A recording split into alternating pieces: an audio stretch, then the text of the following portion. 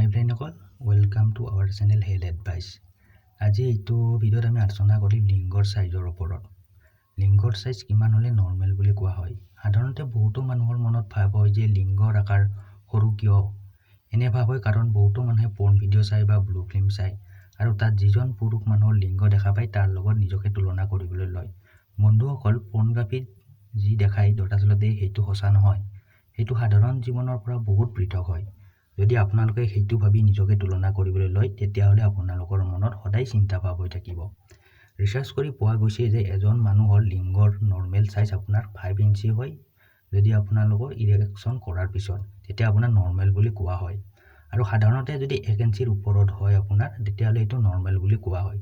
যদি 1 ইঞ্চিৰ তলত হয় তেতিয়াহলে আপোনাৰ ভাল এজন সেক্সোলজিষ্টক দেখুৱাৰ প্ৰয়োজন হয়। আৰু ৰিচাৰ্চ কৰি গম পোৱা গৈছে যে ৰেঞ্জৰ ক্ষেত্ৰত আপোনাৰ 90% মানুহৰ ক্ষেত্ৰত আপোনাৰ লিংগৰ সাইজ 4 পৰা 6 ইঞ্চিৰ ভিতৰত হয়। আৰু সেইটো আপোনাৰ ইৰেকশ্যন কৰাৰ পিছত হয়। এইটো আপোনাৰ ইৰেকশ্যন কৰাৰ পিছত লিংগৰ সাইজ যদি আপোনাৰ 4 পৰা 6 ইঞ্চিৰ ভিতৰত হয় সেইটো নৰ্মেল বুলি কোৱা হয়। আৰু ৰিচাৰ্চ কৰি দেখা গৈছে যে পৃথিৱীত এনেকুৱা 1% মানুহ আছে যাৰ লিংগৰ সাইজ 7 ইঞ্চিৰ ওপৰত হয়। সেইটো আপোনাৰ ইৰেকশ্যন কৰাৰ পিছত হয়। এনেকুৱা মানুহৰ ক্ষেত্ৰত সেক্সুৱেল স্যাটিসফ্যাকশন কম হোৱা দেখা যায়। মানুহৰ মনত ভাৱ হয় যে লিংগৰ সাইজ যিমানে ডাঙৰ হয় মহিলাগৰাকীৰ সিমানে স্যাটিসফ্যাকশন হয়। কিন্তু বন্ধুসকল তেনেকুৱা নহয়। আপোনাৰ লিংগৰ সাইজ যিমানে ডাঙৰ হ'ব মহিলাগৰাকীয়ে সেক্সুৱেল ইন্টাৰকোৰ্স কৰাৰ সময়ত সিমানেই পেইন অনুভৱ কৰিব।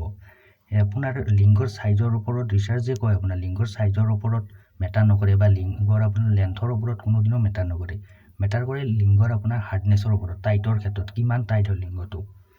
আৰু আপোনাৰ বহুতে আপোনাৰ ভাবে যে নিজৰ আপোনাৰ লিংগটো সন্মুখৰ পৰা চাই আৰু সন্মুখৰ পৰা চাই ভাব হয় যে কি মোৰ লিংগটো সৰু নেকি।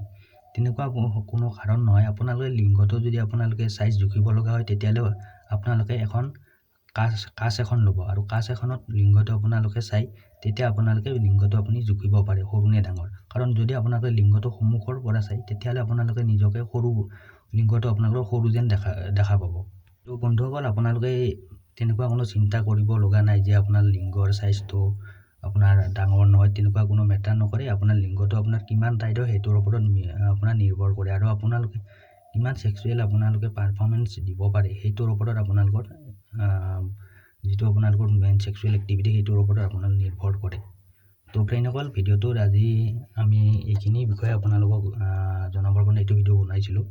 যদি আমাৰ ভিডিঅ'টো আপোনালোকৰ ভাল লাগিছে তেতিয়াহ'লে লাইক আৰু সাবস্ক্ৰাইব কৰিব আৰু আমাৰ চেনেলটো শ্বেয়াৰ কৰিব আৰু পিছত আৰু এনেকুৱা ভিডিঅ' আপোনালোকক আমি দিবলৈ আগ্ৰহ হ'ম। ধন্যবাদ।